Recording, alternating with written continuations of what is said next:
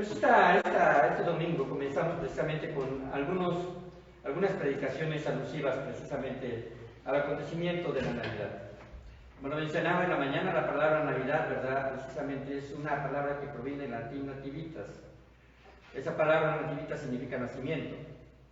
Entonces, la Navidad, ¿verdad? En realidad, alude a un nacimiento, y ¿verdad? Específicamente al nacimiento de nuestro Señor Jesucristo.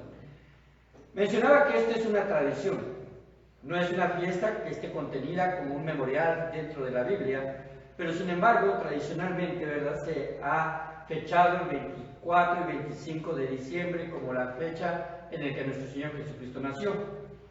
También hacía la referencia de que no es la fecha exacta. Se puede fechar, sí, de una forma aproximada, podemos decirlo casi exacta, ¿verdad? A través del nacimiento de Juan el Bautista, ya que Zacarías, su padre, ¿verdad? Era un sacerdote.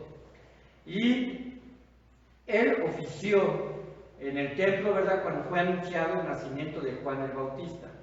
Y esto se puede fechar. Y posteriormente, ¿verdad? Cuando está la visita de María precisamente a Elizabeth en el 6º mes, y entonces se puede ubicar más o menos en el otoño. Las fiestas otoñales sí aparecen dentro de la Biblia, las fiestas de otoño. Así que podemos nosotros decir que nuestro Señor Jesucristo nació probablemente en la primera semana del mes de otoño. Sin embargo, a veces las tradiciones, ¿verdad?, llegan a tomar fuerza. Y esta tradición, ¿verdad?, que se fechó en este tiempo, bueno, solamente vamos a decirlo así, es una tradición. Pero esto no cambia la realidad del nacimiento de nuestro Señor Jesucristo. No cambia la realidad de que Dios tenía un plan preconcebido para enviar a su Hijo Jesucristo. Hoy estaremos estudiando el efecto de la obediencia de Jesús al venir a este mundo. El efecto de la obediencia de Jesús al venir a este mundo. Vayan conmigo a Gálatas capítulo número 4, versículo número 5.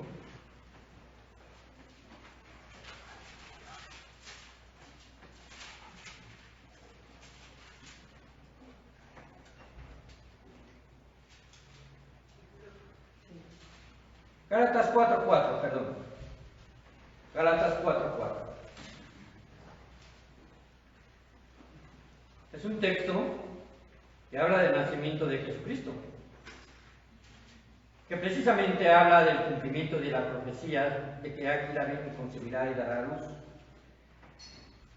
Pablo le escribe a los Gálatas y dice así: pero cuando vino el cumplimiento del tiempo, Dios envió a su Hijo, nacido de mujer y nacido bajo la ley, con un propósito, para que redimiese a los que estaban bajo la ley, hablando precisamente del pueblo de Israel, a fin de que recibiésemos la adopción de hijos. Y por cuanto sois hijos, Dios envió a vuestros corazones el espíritu de su Hijo, el cual clama: Abba, Padre. Así que ya no eres esclavo, sino hijo, y si hijo, también heredero de Dios por medio de Cristo. Oremos. Padre bendito, ponemos en tus manos este tiempo de edificación y de enseñanza de la Escritura.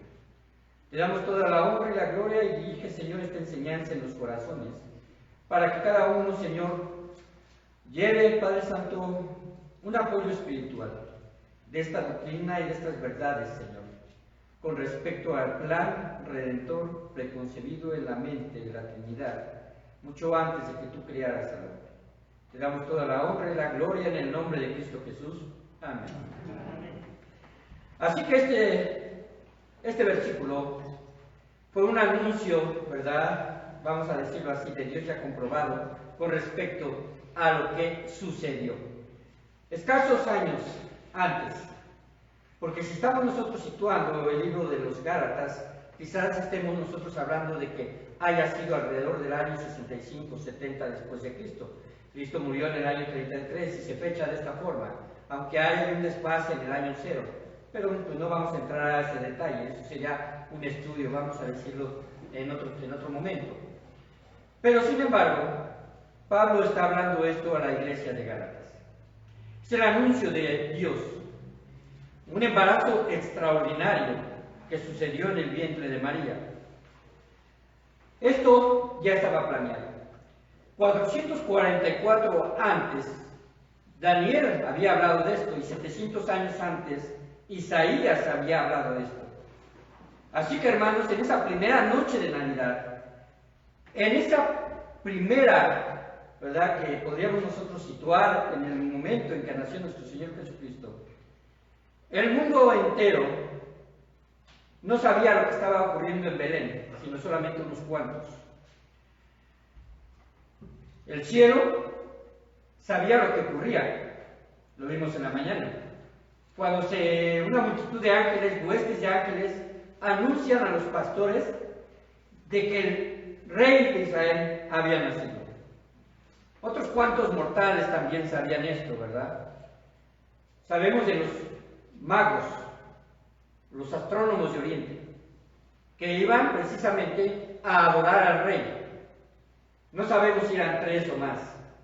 Lo que sí sabemos es que quizás ellos viajaban en caravanas, por la lejanía de la cual se menciona. Pero se mencionan precisamente 3 regalos, ¿verdad? Oro, incienso y mirra. Así que ahí fue precisamente donde nuestro Señor Jesucristo nació.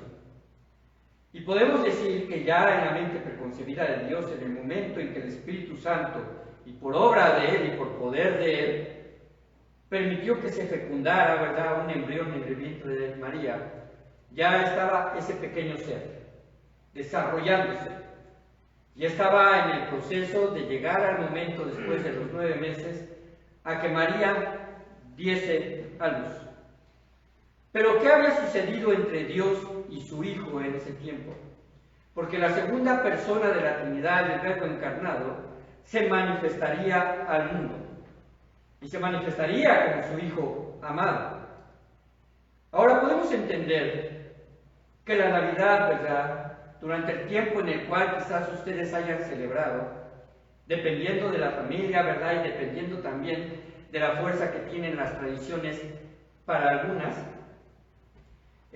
porque podemos decir que esto puede ser una variante, ¿verdad? En mi caso puedo decir que realmente no se le tomaba mucho énfasis en la Navidad, en mi propia familia, de vez en cuando, ¿verdad?, se festejaba, se dormía temprano, 1, 9 de la noche, ya estábamos en cama, pero quizás en otros hogares, ¿verdad?, los hermanos, los tíos, los primos se juntan y están precisamente esperando que ya sea 11, 12 de la noche para cenar y quizás, ¿verdad?, darse regalos.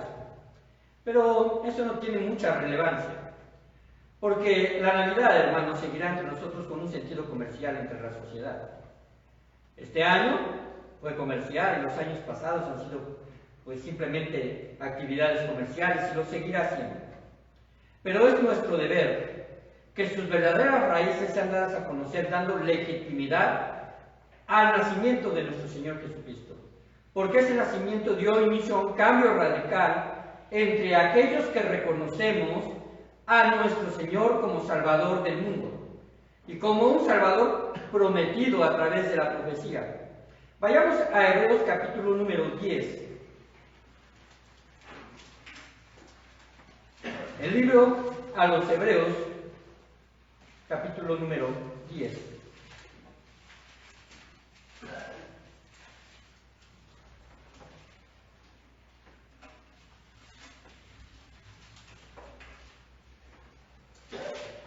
¿Tenemos el versículo número 5? Sí. Bien, hermanos. Este libro, escrito precisamente a los judíos, dice la palabra de Dios, el versículo número 5 al versículo número 7. Por lo cual, entrando en el mundo, dice: sacrificio y ofrenda no quisiste, mas me preparaste cuerpo. Holocausto y expiaciones por el pecado no te agradaron. Entonces dije: he aquí que vengo, oh Dios, para hacer tu voluntad, como en el rollo del libro está escrito. Estos versículos, hermanos, Pablo hace referencia por medio de la inspiración que Dios le dio al escribir el libro de Hebreos, porque yo creo que fue Pablo, hay algunas anotaciones, ¿verdad? Algunos dicen que el libro de Hebreos no lo escribió Pablo, pero sin embargo, ¿verdad? También podemos después platicar sobre esto, porque hay algunas anotaciones con respecto al estilo, ¿verdad?, con el cual se escribió, y algunas frases que son repetitivas muy propias de Pablo. Pero sin embargo, ¿verdad?, si usted tiene su Biblia, quizás tenga subrayadas estas palabras ahí, y cuando se subrayan es porque hace alusiones que Dios está hablando o el Hijo está hablando. Y dice, sacrificio y ofrenda no quisiste, son palabras de nuestro Señor Jesucristo. Podemos decir que si hubo una plática previa entre Jesús y su Padre antes de nacer, fueron estas.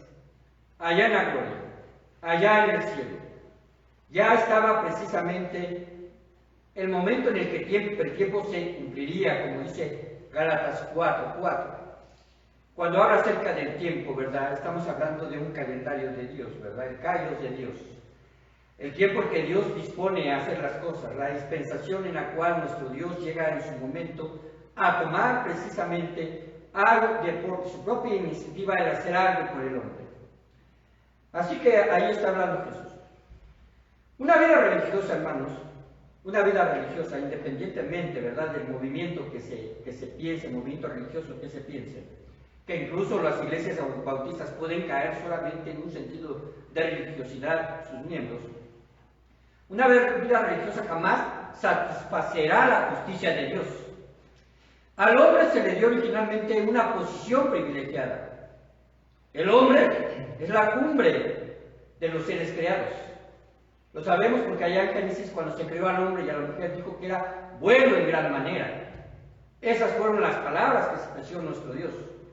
Y el séptimo día descansó. En el Edén fue sometido Adán y Eva a su primera prueba de lealtad y obediencia, cuando precisamente la serpiente les tentó. Y el hombre falló. Pero algo sucedió en el corazón de Dios. Él no dejó de amar al ser humano.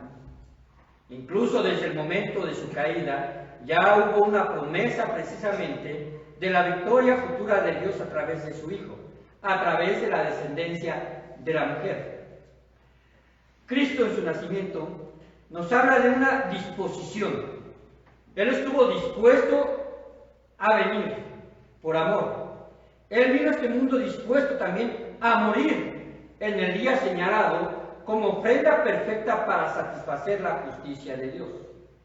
Así que, hermanos, esto realmente deberíamos de verlo de una forma como sorpresa, sorprendente, porque el increíble amor de Dios y la gracia que precisamente Él muestra al enviar a su Hijo y permitir, ¿verdad?, a través de todas las circunstancias que Él conocía y que Él murió, que llegara a su muerte, para así mismo ser sepultado y resucitar al tercer día. Y la resurrección es tan extraordinaria como el momento en que fue concebido ahí por precisamente María a través del Espíritu Santo. La vida milagrosa de nuestro Señor Jesucristo, ¿verdad?, precisamente marca estos acontecimientos, desde el pesebre hasta la resurrección. Pero la profundidad de la obediencia voluntaria de Jesús se muestra en este pasaje, porque dice, por lo cual, entrando en el mundo, dice, ¿qué dice nuestro Señor? Padre, sacrificio y ofrenda no quisiste. Por eso me preparaste cuerpo. Holocaustos y expiaciones por el pecado no te agradaron. Porque el sentido de los holocaustos, el sentido precisamente de las fiestas judías, tenía el propósito de que los judíos se sensibilizaran por su pecado, presentasen precisamente una ofrenda de un animal, pusiesen sus manos sobre su cabeza, para que la sangre derramada de esa oveja simbolizara precisamente el hecho de su arrepentimiento, pero también la sustitución del juicio, y era puesto en ese animal. Sin embargo, eso se fue convirtiendo solamente en un ritual, tanto así que cuando nuestro Señor Jesucristo se había distorsionado de forma muy completa, ¿verdad?, lo que significaba el sacrificio de ese cordero. Por eso nuestro Señor Jesucristo se enfada, ¿verdad? Y lanza por tierra a los que vendían en el patio del templo, porque habían hecho una cueva de ladrones. Habían hecho ahí un lugar de mercadería. Sin embargo, nuestro Señor Jesucristo, ¿verdad?, se vino a presentar como el Cordero de Dios. Esas palabras que dijo Juan el Bautista, refiriéndose a Jesús cuando lo vio venir antes de su bautismo, era aquí el Cordero de Dios que quita el pecado del mundo. Esto, hermanos, tiene profundidad porque los otros corderos solamente cubrían el pecado, pero Jesucristo quita el pecado del mundo. Y así es presentado al mismo tiempo, ¿verdad? Es sacerdote, pero al mismo tiempo es el sacrificio. Podríamos decir, sin temor a equivocarnos, hermanos, lo siguiente: Señor, entiendo que no hay sacrificio perfecto, que el hombre pueda dar por su pecado. Todos los holocaustos quedan cortos, ni todos los corderos de este mundo son suficientes por todos los pecados cometidos. El hombre peca de continuo. Tu santidad, Señor, está siendo ofendida día tras día. Se ha convertido en una rutina y en realidad es vana la ofrenda. Dios, en un momento de la historia de Israel, cerca del año 700, habla a Israel por medio del profeta Isaías. Y ya Sodoma y Gomorra para ese tiempo, ¿verdad?, muchos años atrás, ya había sido juzgada con fuego por su perversión. Pero Dios toma esa referencia de Sodoma y Gomorra y la aplica al pueblo de Israel ahí en Isaías 1:10. Vayan a Isaías, capítulo número 1, versículo número 10.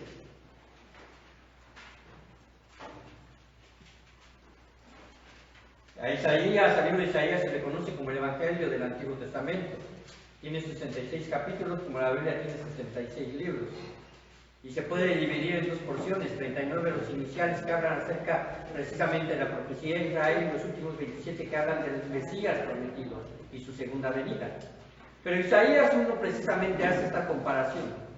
Isaías 1:10 dice así: príncipes de Sodoma, y se refiere a Israel, oíd la palabra de Jehová, escuchad la ley de nuestro Dios.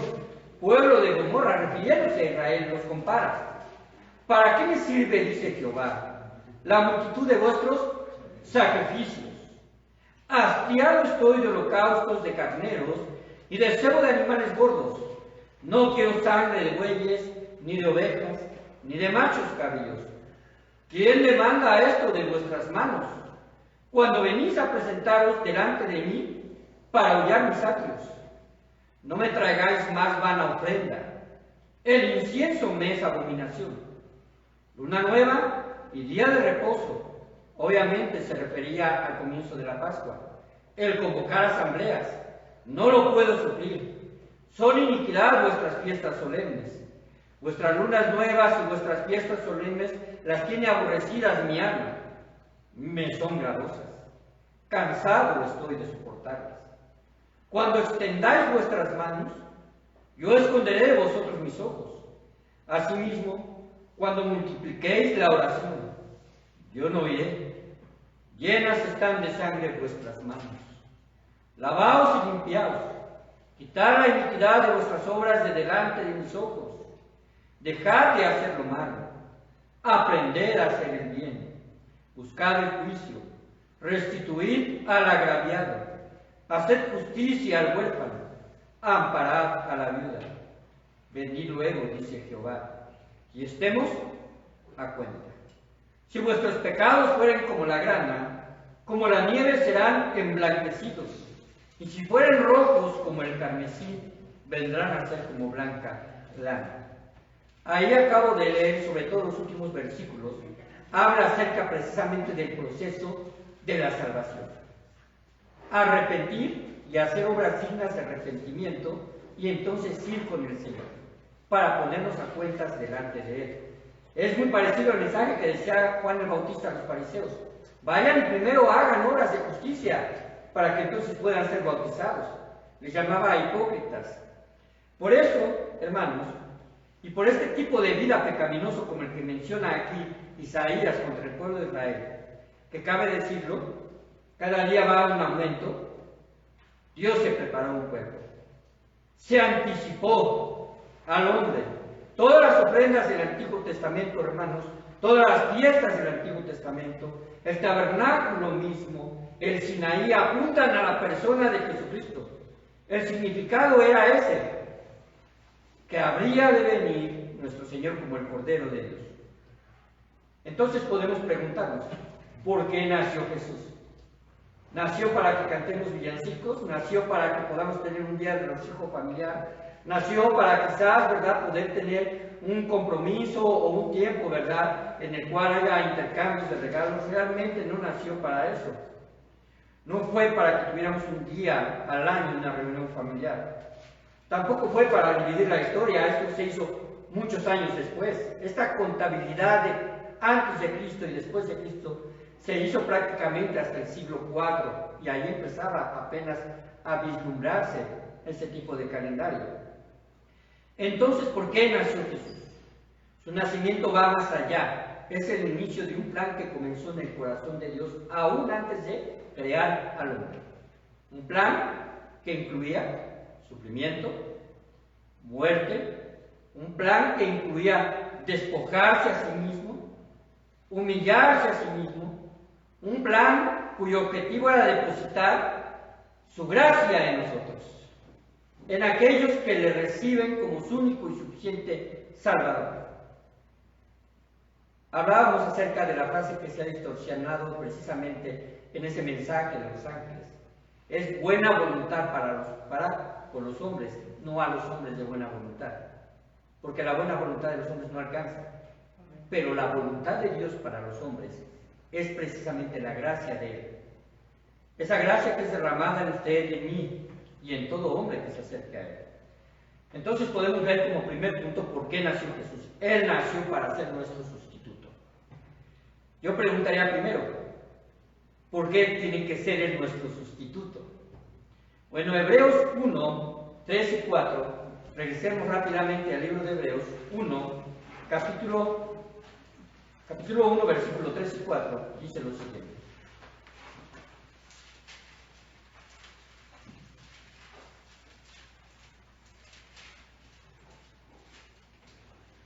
El cual, está hablando de Jesús, siendo el resplandor de su gloria, de la gloria de Dios, y la imagen misma de su sustancia, y quien sustenta todas las cosas con la palabra de su poder, habiendo efectuado la purificación de nuestros pecados por medio de sí mismo, se sentó a la diestra de la majestad en las alturas, hecho tanto superior a los ángeles cuanto heredó más excelente nombre que ellos.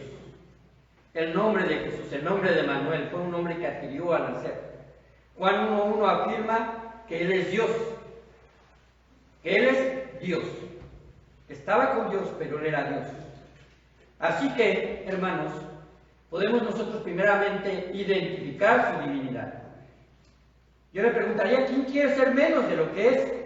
Si usted tiene una posición, no le gustaría ser menos de lo que ya se le ha reconocido. Pero sin embargo, nuestro Señor Jesucristo se humilló a sí mismo. A causa del padecimiento de la muerte, para que Él gustase la muerte por todo hombre. De hecho, ¿verdad? Este es el castigo del pecador. Ezequiel dice, el alma que pecare, ésta morirá.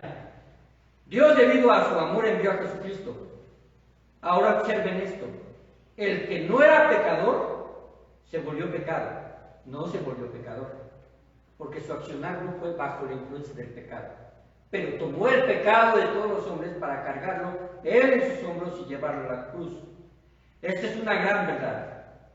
Si Dios, observen, conocemos los atributos de Dios, y los atributos morales de Dios, amor, santidad, ¿verdad? Estamos hablando de misericordioso.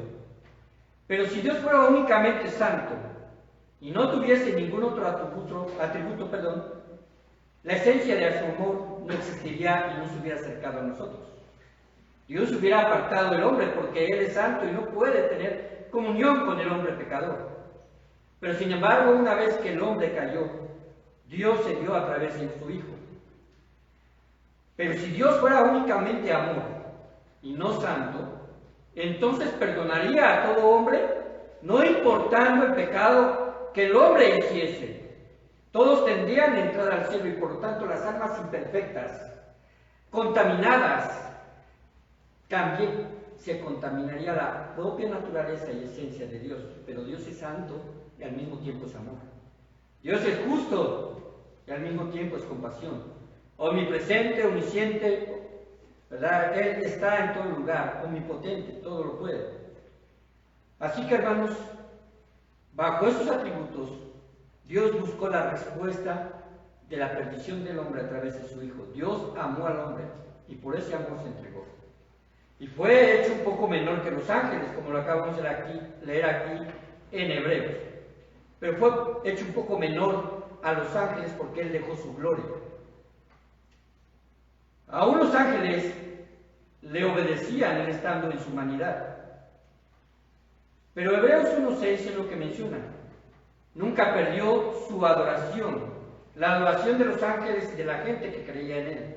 Era necesario hacerse menor que ellos, porque de esa forma, hermanos, Él tuvo la capacidad, no la capacidad, Él nos mostró que Él fue capaz de darse por amor. A causa del padecimiento de la muerte, Jesús era el único que podía tomar el lugar nuestro. En su naturaleza divina es imposible que muera porque Dios no muere. Pero en su naturaleza humana se presentó como sacrificio. También Él bebió la copa amarga del pecado y de la maldición. Es la paga del pecado que el hombre debería de pagar. Sus palabras en la muerte, ¿verdad? Antes de la muerte, allí en la cruz, ya casi agonizando, ¿verdad? Él clamó a Dios y le dijo: Señor, oh Padre, ¿por qué me has desamparado? El pecado estaba en ese momento ahí en su cuerpo. Dios apartó un poco su vista de él. Su relación continuaba, pero era necesario que el pecado de todos los hombres fuese pagado a través de la sangre de Cristo. También nació para ser nuestro Salvador. Hebreos 2:10, observen cómo dice.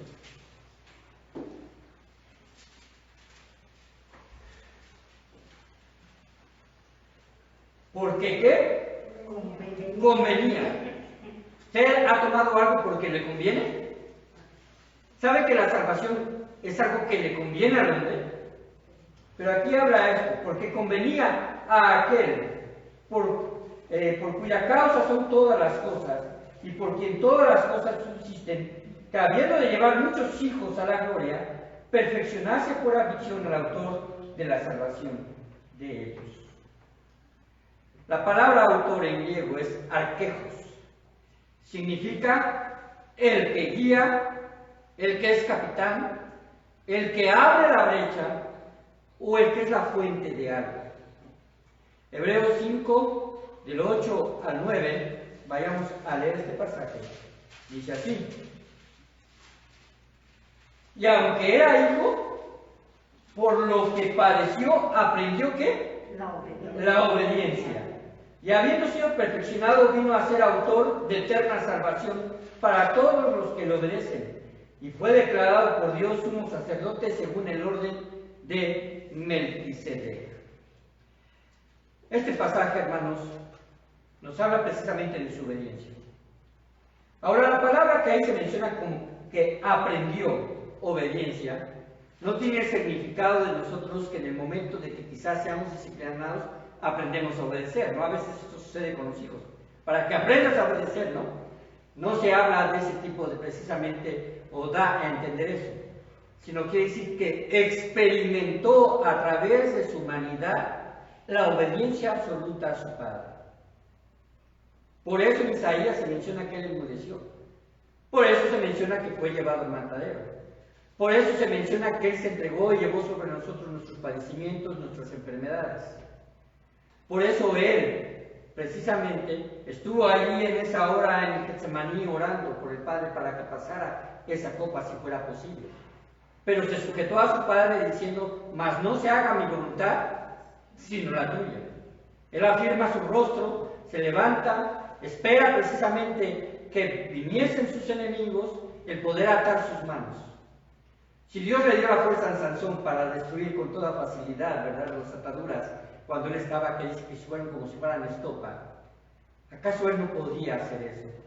¿No podría enviar una legión de ángeles para defenderlo antes de ir a la cruz? Él podía hacerlo, se lo refirió a Pedro. Sin embargo, él se sujetó a la voluntad del Padre por amor a nosotros. Todo pecado que en miles de años ha hecho el hombre fue depositado en su cuerpo. A lo que fue sometido fue cruel, pero en realidad fue efectivo para que nos muestre a nosotros la gravedad del pecado y a qué puede llevar a un hombre a llevar a crucificar a un inocente. Esas fueron las palabras precisamente del que estuvo colgado en la cruz, ¿verdad?, junto con él. Nosotros hemos pagado por nuestro propio pecado, pero este que mal ha hecho. Es palpable la misericordia de Dios al entregar a su Hijo. También nació para santificarnos. Hebreos 2:11 dice la Escritura: porque el que santifica y los que son santificados, de uno son todos, por lo cual no se avergüenza de llamarlos hermanos, diciendo: anunciaré a mis hermanos tu nombre, en medio de la congregación te alabaré. Y otra vez, yo confiaré en él. Y de nuevo, he aquí, yo y los hijos que Dios me dio. Somos santificados a través de su muerte. Esta es una gran verdad. Y es una verdad posicional. Nos pone en el lugar precisamente que no merecíamos. Pero somos adoptados, hechos sus hijos. Según Juan 1:12. Eso precisamente es gracia. Él pagó por todos nuestros pecados. Y por su posición somos apartados o santos. Ahora sabemos, hermanos, que a través precisamente de ese sello del Espíritu Santo, el hombre en realidad nunca ha tenido licencia para pecar, pero menos los hijos de Dios. ¿Qué quiere decir? Que no tenemos que tomarnos el derecho, porque ya hemos sido escogidos. Pero es una gracia que no hay pecado que nos condene cuando hemos sido salvos una vez y para siempre. Porque fuimos santos a través de la ofrenda del cuerpo de Jesús. Dice Hebreos 10:14, porque con una sola ofrenda hizo perfectos para siempre los santificados. Mediante una sola ofrenda Él perfeccionó para siempre a aquellos que son llamados aparte. Tenemos una santidad imputada. Es decir, que no merecíamos, pero se nos imputó, se nos declaró. Así que, hermanos, todo esto nos puede entender como Cristo toma posesión de aquellos que también son hechos hijos, coherederos junto con Él. Por eso no se avergüenza de llamarnos hermanos.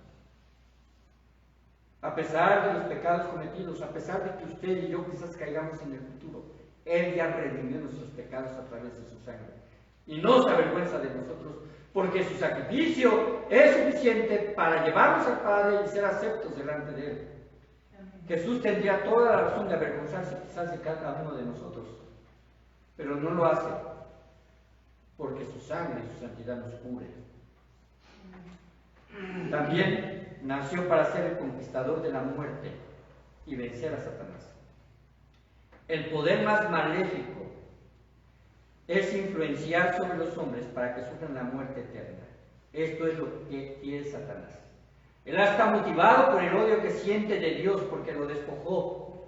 Porque él, cuando se encontró, ¿verdad?, se encontró pecado en este querubín, según Isaías 14 o Ezequiel 28, fue despojado precisamente de esa posición. Dios no lo hizo malo, él se hizo malo al querer usurpar el lugar que solamente le pertenece a Dios. Dice la palabra de Dios, cuando Pablo menciona esto, en donde muerte tu aguijón, donde, oh sepulcro, tu victoria. Hay victoria que para el hombre es inalcanzable. Esta victoria no es alcanzable para el hombre. No tenemos poder sobre la muerte, pero Jesús lo tiene. Pagamos nuestro propio pecado, porque la pena la pena del pecado es muerte, y la muerte física quizás algunos la sufriremos, si es que nuestro Señor Jesucristo no viene antes. Pero este cuerpo mortal no puede entrar con esa toxicidad, ¿verdad? Y ese pecado en el cual estamos inclinados, la concupiscencia que habita en nosotros. Por eso Dios nos restituirá, dándonos un cuerpo glorificado, con una mente similar a la de nuestro Señor Jesucristo. Pero en realidad, hermanos, no importa lo que pase con nuestro cuerpo al morir. Al final regresará al polvo. Pero un día se levantará transformado por el poder de Dios. Y será transformado por medio de Jesús, porque Él venció la muerte. Porque yo vivo, vosotros también viviréis. Esa fue una declaración divina.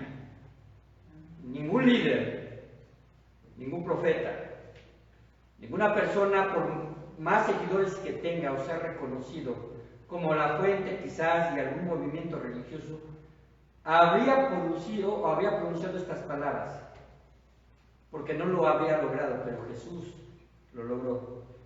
Así que, hermanos, cuando Jesús nació, Él rompió las leyes naturales. Cuando Jesús resucitó, las volvió a romper. Una para entrar, dejar su gloria y entrar al mundo, y otra para precisamente dejar su humanidad mortal y regresar a su gloria. Fue el poder divino quien lo encarnó y fue su propio poder quien le dio vida. Punto número 5 para terminar. Él nació para ser nuestro sumo sacerdote. Hebreos 2, 16 al 18. Hebreos 2, del 16 al 18. Alguna vez quizás, si usted se preguntó o alguien preguntó, si Satanás tiene oportunidad si se arrepintiera. Si Satanás, ¿verdad?, tiene un ángel caído junto a esa tercera de ángeles caídos que él convenció, ¿verdad?, en ese momento en el que quiso usurpar el trono de Dios, si se arrepintiera, ¿sería perdonado? La respuesta es muy simple. Esa posibilidad no fue para él. Observen cómo dice el versículo número 16. Porque ciertamente no socorrió ¿a quién? A los ángeles, sino que socorrió ¿a quién? A la descendencia de Abraham, a los hijos por fe de Abraham. Por lo cual debería ser en todo semejante a sus hermanos. Ese es el propósito, por eso se encarnó, para venir a ser misericordioso. La experiencia del sufrimiento, ¿verdad?, y lo que sucedió, ¿verdad?, en la vida de nuestro Señor Jesucristo, Él nos hace a nosotros comprender que Él nos entiende. Y fue fiel sumo sacerdote en lo que a Dios se refiere, para expiar los pecados del pueblo. Pues en cuanto Él mismo padeció siendo tentado, sin caer en tentación, es poderoso para socorrer ¿a quiénes? A los que son tentados. Ahora, ¿está usted incluido aquí? Seguramente, todos estamos incluidos. En la mañana afirmábamos esto: Jesucristo fue el único que cumplió los 3 oficios divinos dados precisamente como una consagración. Él fue sacerdote según el orden de Melquisedec, rey por linaje porque descendió precisamente, según se creía, de José, hijo de David. Él, por derecho, vamos a decirlo, de linaje humano y por descendencia, rey. Y era profeta. Era el profeta de Dios. Ahora, ¿qué hizo que Jesús se descendiera de su magnífico trono? ¿Por qué, siendo tan santo, quiso salvar a pecadores como nosotros? La respuesta está contenida en Juan 3:16. Porque de tal manera amó Dios al mundo que dio a su Hijo unigénito, para que todo aquel que en él no se pierda, más tenga vida eterna. Ahora, dio a su Hijo unigénito. Observen este versículo.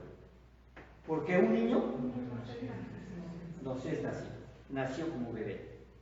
Pero la siguiente tiene profundidad. Hijo nos es dado, el Hijo ya existía. Solamente fue dado. El Hijo ya existía como la segunda persona de la Trinidad, pero fue dado a nosotros. Y el principado sobre su hombro. Nunca dejó de ser rey. Y se llamará su nombre, y ahí dice su nombre admirable. Es una sola frase. consejero, Dios fuerte, Padre eterno, príncipe de paz. Es un versículo que los testigos de Jehová no pueden explicar, porque está hablando de Jesús, y Él es llamado Padre eterno y también Dios fuerte. Lo explicarán de alguna forma, pero se transcribirá, se adulterará. Conclusión: Navidad y la encarnación significa que Dios hizo lo inimaginable, entregarse a sí mismo en la persona de Jesús, para convertirse en alguien a quien el mundo conoció en su tiempo personalmente y quedó precisamente plasmado en la Escritura, para hacernos entender que la enemistad que nosotros provocamos para con Dios sea rota. Vemos la Navidad más allá de los adornos y de las luces, hermanos. Debemos de verla más allá, porque en esa noche Dios dejó su gloria, su Hijo dejó su gloria, su manto real. Podemos imaginarnos, ¿verdad? Y quizás tan fácilmente, porque se ha prestado para muchas, ¿verdad?, escenas, se ha prestado para muchas películas, se ha prestado para obras de teatro, se ha prestado y sabemos lo que es un pesebre. Esa imagen no la podemos nosotros decir qué es eso. Era un lugar donde se alimentaban a los animales, un lugar que era propio para el descanso de ellos. No se halló lugar en el mesón para el Señor Jesucristo, dice Lucas capítulo número 2. No se dio lugar para ellos en el mesón. ¿Debido a qué? A la saturación del censo. Por eso precisamente José tuvo que ir a Belén, porque era la ciudad de David. La ciudad de David. La lentanía, o vamos a decir, lo lento del viaje que se pudo realizar a través precisamente de Nazaret hasta Belén, 80 kilómetros, que en realidad, hermanos, era de subida, sobre un desierto rocoso, a veces algunas veredas peligrosas, pero toda la gente en ese tiempo fue a empadronarse. Lo que sucedió, hermanos, es que Dios movió los hilos para que la profecía fuese cumplida. Y tú, Belén, la más pequeña, ahí recibiría a nuestro Salvador. Así que, hermanos, se puede uno imaginar la Navidad, pero vaya más allá. Imagine la cruz. Imagine la cruz. La inocencia de ese bebé, la pureza de ese bebé, la santidad de ese bebé no se perdió en los años maduros de Jesús. Llegó a la cruz con esas características para presentar una ofrenda agradable a Dios. Un tierno niño que fue dado en sacrificio siendo adulto. Su cuerpo nunca vería corrupción. Su milagro, porque al tercer día resucitó. Al tercer día resucitó. Esa es la Navidad. Es el plan preconcebido de Dios desde antes de la fundación del mundo. Y en ese conocimiento, Dios tuvo control de todo. Nuestro Señor Jesucristo vendrá. Ya no vendrá nuevamente por el vientre de una virgen. Vendrá como Rey y Señor. Vendrá como juez. Todo el poder se manifestará en su segunda venida y se presentará para derrocar y dar victoria sobre Satanás. Satanás, hermanos, solamente está en espera de que nuestro Señor Jesucristo, Él mismo, lo envíe al lago de fuego. Después de esos 1000 años, Satanás será derrotado de forma total. Tendrá una derrota anterior, a los 1000 años será atado. Pero nuestro Dios, ¿verdad? Nuestro Dios quiere que todas las Navidades para nosotros los cristianos sean oportunidades de predicar. Oportunidades de predicar el propósito de la venida de nuestro Señor. Vamos a ver. Padre bendito, ¿qué podemos decir, Señor, sino solamente darte gracias por tu Escritura? Todos sus hechos son portentosos. Aún la creación, que en ocasiones para algunos les es difícil creer que solamente con tu voz tú creaste todas las cosas inanimadas y también animadas. Creaste, Padre Santo, también a los ángeles antes de eso. Tu Padre bendito, la mayor obra es precisamente tener el poder en sí mismo, siendo un único Dios, que se manifiesta en tres personas, el poder encarnarte y al mismo tiempo permanecer en el cielo, y al mismo tiempo tu Espíritu Santo cumplir su ministerio. Es algo imposible para nosotros y nuestra comprensión no la podemos nosotros percibir, Señor, cómo es esto. Pero tú, siendo Dios, no tienes límites, y así, Padre Santo, te has manifestado a través de tu palabra. Eres uniplural, eres único y a la vez tres.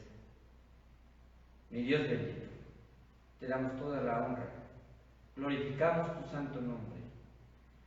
Tú eres glorificado en las alturas y seguirás siéndolo por todos los siglos. Pero queremos glorificarte en esta tierra a través de las voces de todo aquel que ha recibido a Cristo como su Salvador.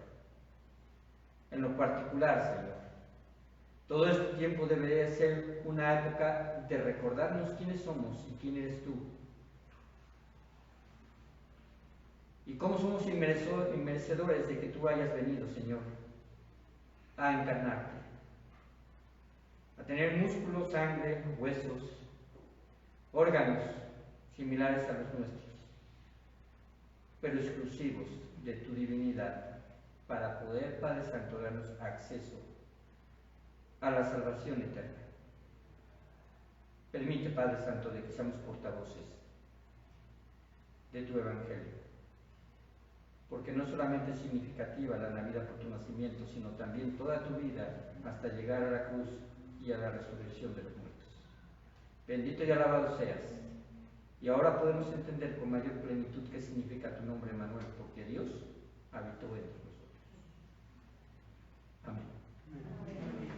Gracias, hermanos. Dios les bendiga y que pasen una bonita estancia aquí en Pachuca. Gracias.